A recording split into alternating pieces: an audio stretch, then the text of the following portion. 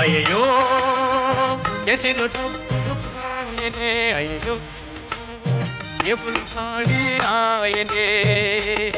మనం కొన్ని సంవత్సరాల క్రితం ఒకప్పుడు తరచుగా చూస్తూ ఉండేవాళ్ళం. ఈ రోడ్ల పక్కల ఎక్కువ జనాలు నివసించే గుమ్మిగూడి తిరిగే కొన్ని ప్రదేశాల్లో కాయరాజ కాయ అంటూ ఆ గ్రీటింగ్ కార్డ్స్తో లేదా పేకలతో ఆటలాడేవారు. 5కు 10, 10కి 5, 10కి 50 అనుకుంటూ ఇలా రోడ్డు పక్కన బెట్టింగ్స్ పెట్టి అక్కడ చాలామంది అమాయకులు ఉదయం మొత్తం కష్టపడి సంపాదించుకున్న డబ్బును ఒక్కసారి అక్కడ పెట్టి అదృష్టాన్ని పరీక్షించుకుందాం అని ప్రయత్నించి డబ్బులు పోగొట్టుకొని ఖాళీ జేబులతో ఇంటికి వెళ్ళేవాళ్ళు.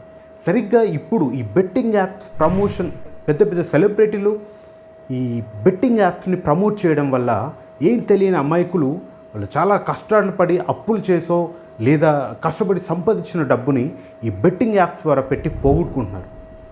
అసలు రోడ్డు పక్కన కాయరాజకాయ అనే స్థాయి నుండి ఈరోజు ఇంటర్నేషనల్ గేమ్ని ప్రమోట్ చేసే రేంజ్కి అసలు ఈ బెట్టింగ్ యాప్స్ ఎలా వచ్చాయి?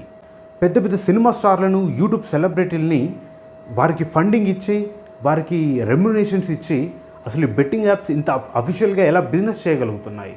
చిన్న చిన్న గేమ్స్ అయినటువంటి రమ్మీ, లూడో లాంటి చిన్న చిన్న గేమ్స్ దగ్గర నుండి ఇంటర్నేషనల్ స్పోర్ట్స్, క్రికెట్ వరకు ఇంటర్నేషనల్లో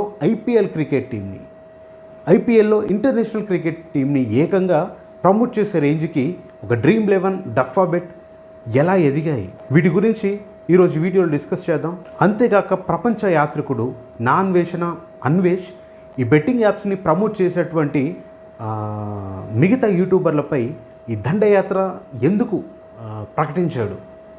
ఇలాంటి విషయాలన్నీ తెలుసుకోవడానికి ఈ వీడియోని పూర్తిగా చూడండి.